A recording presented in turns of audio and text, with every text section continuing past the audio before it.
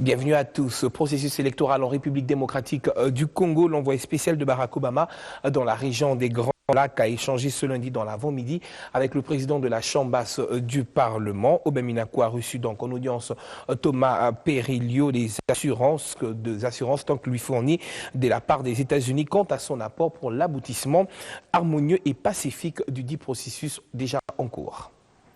Voilà, donc nous avons apprécié la discussion que nous avons eue avec le président de l'Assemblée nationale parce que nous estimons que toutes les structures du gouvernement sont essentielles pour essayer de trouver une solution en cette période très importante et cruciale du processus électoral dans ce pays.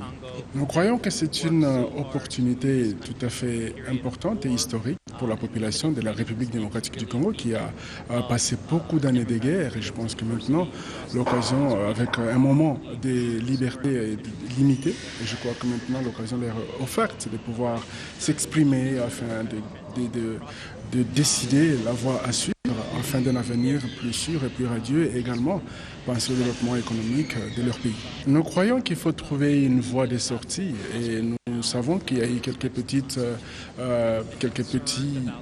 écarmouches avec quelques membres qui ont connu quelques problèmes par le passé, mais nous croyons qu'il faut que le pays trouve une voie de sortie et je pense qu'un dialogue, si elle est bien tenue, ce serait un moyen de trouver une bonne perspective afin d'organiser les élections dans les délais les plus constitutionnels. Et entre-temps, la centrale électorale a lancé le dimanche dernier la période de retrait, ajout et substitution des différentes candidatures après la clôture du le dimanche dernier du dépôt des candidatures pour l'élection des gouverneurs et vice-gouverneurs des nouvelles entités. Durant cette période qui s'étale donc du 21 au 24 février prochain, les candidats ont la possibilité de compléter leurs différents dossiers. Suivez. La Commission électorale nationale indépendante informe l'opinion publique de la clôture ce samedi 20 février 2016 du dépôt des candidatures à l'élection des gouverneurs et vice-gouverneurs dans les 21 nouvelles provinces. Les données statistiques consolidées à ce jour se présentent de la manière suivante. Retrait des formulaires.